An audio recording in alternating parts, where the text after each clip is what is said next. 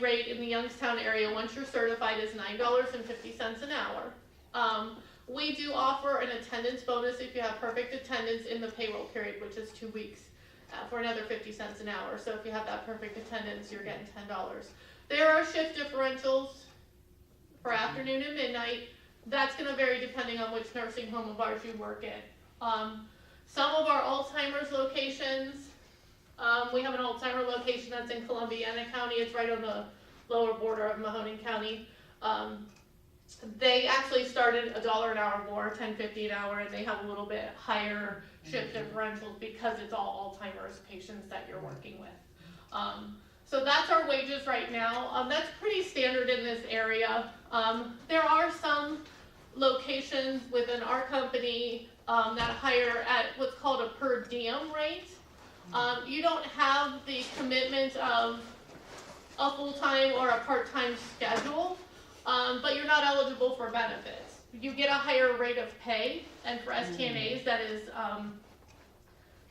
$12 an hour, but you're not eligible for any other benefits the company offers. So you don't get that holiday pay, you don't get vacation time, you don't get medical benefits or any other of the benefits that we offer because you're getting a higher rate of pay. And it really is just for someone who can't commit to a full-time or a part-time position. Maybe you're in school and you just want to pick up a shift or two a month, or 3 shifts a month or something like that. But that's a little bit higher rate of pay if, again, maybe you're in school and you just want that opportunity. So. Okay, I have to piggyback and ask one more question. I'm sorry, so I didn't tell the truth. No, as many as you want. Okay, you said the hourly rate, once they're state tested and approved, was $9.50. Okay.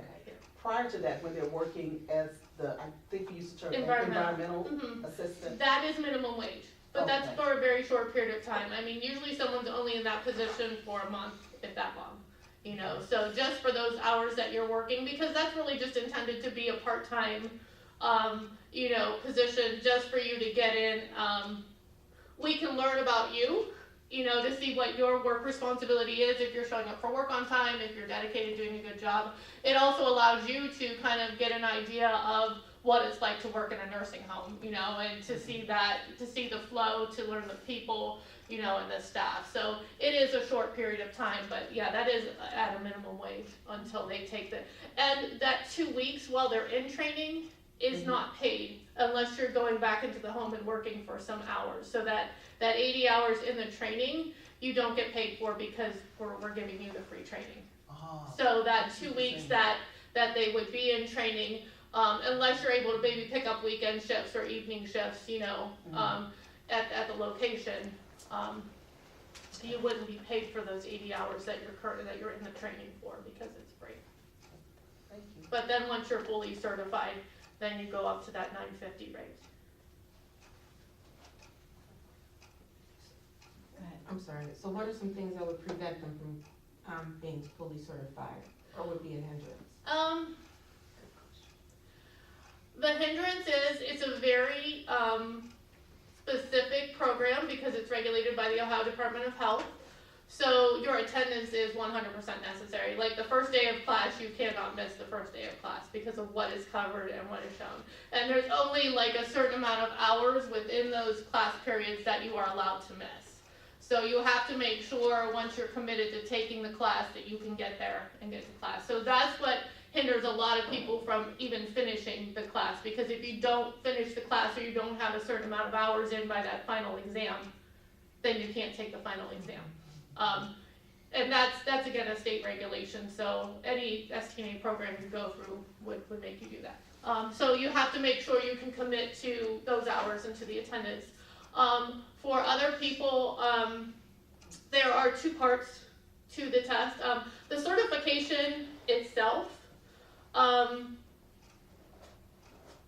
we don't have a lot of people that don't pass it because you're taking quizzes as you go along. So we have our trainers who are, there's a 8-to-1 student to teacher ratio. So the maximum students we have in a classroom at one time is 16. And then when they do their clinicals, they split off and there's 8 students to 1 teacher. So they're small classes. So the teachers are very conscientious of who's doing well, who might need a little bit more help, what areas they need help in, and they're going to help guide them that way. But just like anything else, some people just get messed up on tests. You know, you're looking at those multiple choice questions and you're like, oh, you know, you do have to put the time in. You do have to, you know, make sure you're doing your homework and you're studying. You know, it is and there's two parts to the test when you actually take the state test. There's your just knowledge part, and then there's an actual clinical part where you know, the state test exam staff is coming in and they're telling you, okay, do this, and they're making sure that you do all the steps necessary, you know, in that clinical part. So you have to be very particular and just be able to make sure you're doing that. So, but we try to help too. We make sure, you know, we can get, again, because our trainers, if you met them, you would see how dedicated they are to making sure that everybody passes that. If somebody wants to put, you know, if someone wants to put in the time and wants to pass it, you know, they do everything they can to make sure. And like I said, there's other alternative ways we can make sure they get. I've had people, our trainers are even dedicated. If somebody called and, you know, their car broke down and they're up there, they've driven and gotten that person and brought them into class just because you got to get to class and you need to be here, so I will come and get you. You know, I mean, they don't drive all over, but somebody's car broke down, okay, we're going to come and get you, and just, you know, they're very dedicated, so.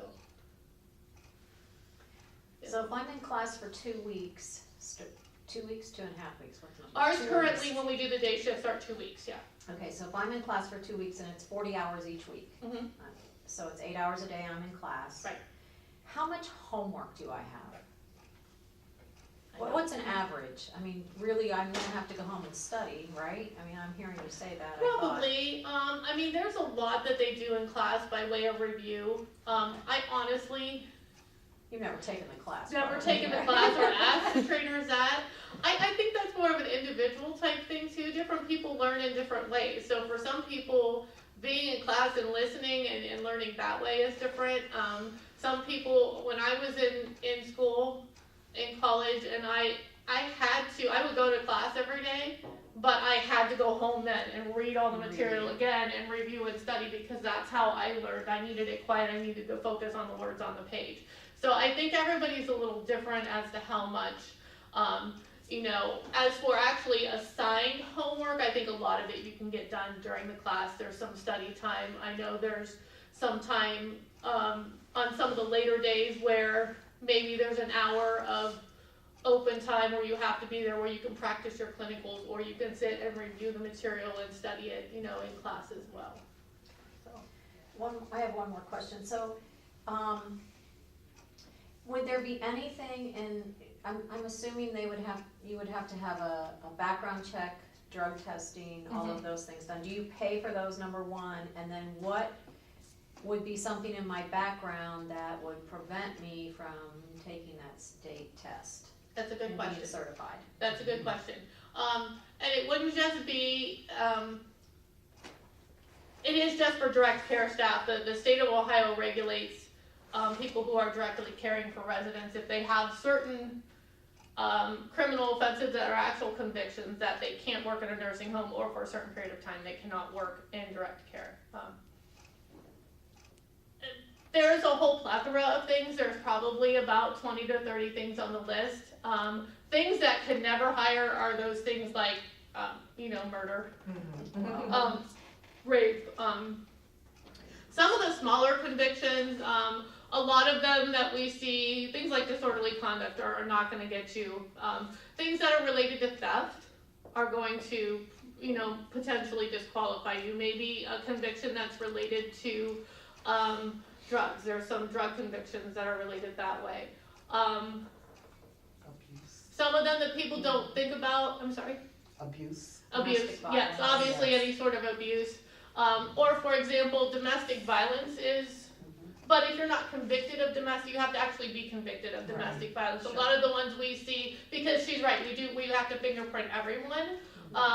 So we see those convictions.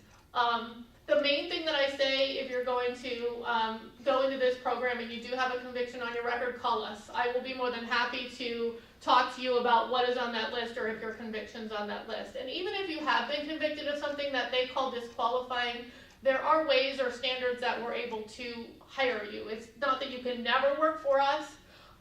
Depending on how long ago the conviction was or how long, what you've been doing since, we're able to hire you in what's called personal character standards, and we might just ask you for extra references or kind of get something like that. We do the background checks if you're already working for us. Once you're made an offer, like if you're in that program where you're the environmental aid and you're coming through training, yes, before you're even hired, we do a drug test. The fingerprinting is done on your first day. When you come to new hire orientation, we do fingerprinting. So those are all at our cost. We do pay for those. The training, we do not require you to have the drug test or the background check if you're paying the $500 for the training. But we do have, there's like an agreement that you have to sign because they give you all of the rules for class, like, the hours that you have to be there and those types of things.